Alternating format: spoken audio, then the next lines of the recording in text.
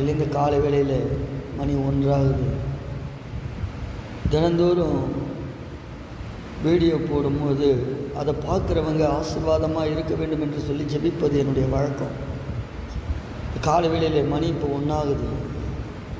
நான் ஜெபிக்கும்பொழுது ஆண்டவர் என் பிள்ளைகளோடு கூட நான் இருக்கிறேன்னு சொல்லு, என் பிள்ளைகளை நான் ஆசீர்வதித்து இருக்கிறேன்னு சொல்லு, வியாதியின் படுக்கையில் இருக்கிற அவர்களை நான் ஆணிகள் பாய்ந்த கரத்தினால் தொட்டு சுகமுண்டாக்கி பலத்தோடு வாழ வைப்பேன்னு சொல்லி என்று தேவன் இன்றைக்கு வாக்கு கொடுத்திருக்கிறார். நிச்சயமாக உங்கள் பலவீனங்கள் எல்லாம் இயேசுவின் இரத்தத்தினாலே பலனடைய போகிறது.